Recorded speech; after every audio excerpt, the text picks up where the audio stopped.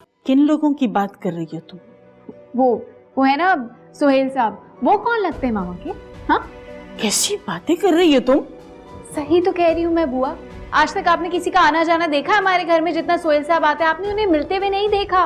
दोनों के बीच में ऐसे राज और न्याज हो रहे होते हैं जैसे बिछड़ी हुई मोहब्बत मिल गई हो। मुझे तो लगता है दोनों ने शादी कर ली, अनकरीब दोनों शादी कर लेंगे। किस तरह की बेहुदा बातें कर रही हो तुम?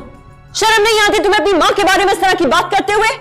अगर मुझे शादी करनी ही होती ना तो बहुत पहले कर चुकी होती। जब बेवा हुई थी तभी कर ली होती, मुझे किसी के इंतजार की जरूरत नहीं थी। और अगर कर ली होती ना तो मेरी जिंदगी का सफर बहुत आसान हो गया होता। मैंने तुम्हारी खातिर मुश्किल रास्ते को चुना ताकि तुम्हारी जिंदगी आसान हो सके। मैं नहीं चाहती थी कि तुम्हारा वास्ता सौतेले रिश्तों से पड़े, क्योंकि मैंने सौतेले रिश्तों के दुख सहे हैं। मैं जानती हूँ किस तरह सगे रिश्तों को भी सौतेला कर देते हैं। आपको मेरे लिए कुर्बानी देने की जरूरत नहीं थी, क्योंकि आपका एहसान सुन सुनकर मैं थक गई हूँ। आप शादी कर लेती तो ज्यादा से ज्यादा क्या होता, मेरा सौतेला बाप आपको मुझसे दूर कर देता। अब कौन सा मेरे करीब है? मैंने सारी जिंदगी आपके बगैर गुजारी है। आप शादी कर लेती तो ज्यादा अच्छा होता, आप अकेली तो ना रहती। मैं अब भी रिश्तों के लिए तरस रही हूँ और तब भी यही होता। कम से कम आपको तो पछतावा नहीं होता कि मेरी वजह से आपने शादी नहीं की। मुझे किसी चीज का पछतावा नहीं है, समझी तुम? जो सब मैंने किया वो इसीलिए किया, मैं माँ हूँ, फर्ज था मेरा। और हाँ, जिस जिंदगी को तुम इतनी आसानी से कह रही हो ना कि मैं जी लेती, नहीं जी सकती वो तुम जिंदगी।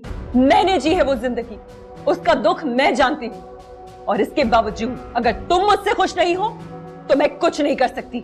आपको कुछ करने की जरूरत भी नहीं है, क्योंकि जो करूंगी मैं खुद करूंगी। मुझे अपनी सलाहियतों पर यकीन है। बेटा खाना तो खाती जाओ। मुझे भूख नहीं है। सुबह से भूखी है बेचारी। भूख लगेगी ना तो खुद खा लेगी, आप फिक्र मत करें।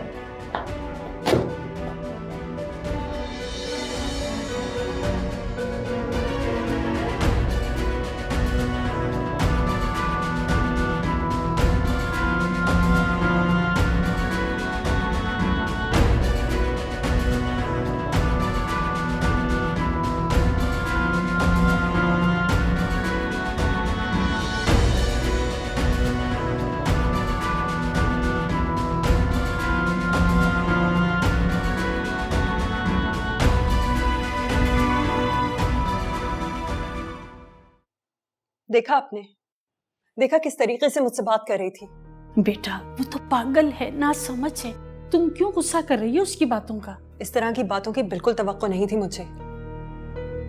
बिला वजह बदमस्की हो गई। अच्छा गुस्सा छोड़ो, आज वो बहुत खुश है, उसे नौकरी जो मिल गई है। बेटा उसको रोक लो गैरों की नौकरी करने से। बुआ, मैंने भी गैरों की नौकरी करके ही आज ये सब कुछ पाया है। जब सब कुछ सजा सजाया प्लेट में मिल जाता है ना तो उसकी कदर नहीं रहती। करने दे से ये सब कुछ।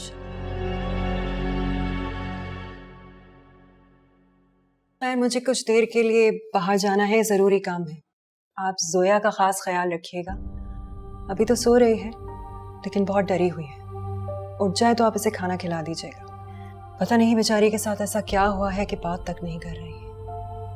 आप इसका खास ख्याल रखिएगा और प्लीज इसे घर से बाहर मत निकलने दीजिएगा। तुम बिल्कुल बेफिक्र होके जाओ, मैं बहुत ख्याल रखूंगी इसका। सोचा तो था कि आज का दिन इसके साथ घर में गुजारूंगी, लेकिन एक जरूरी काम आ गया। कोशिश करूंगी जल्दी आ जाए। ठीक है।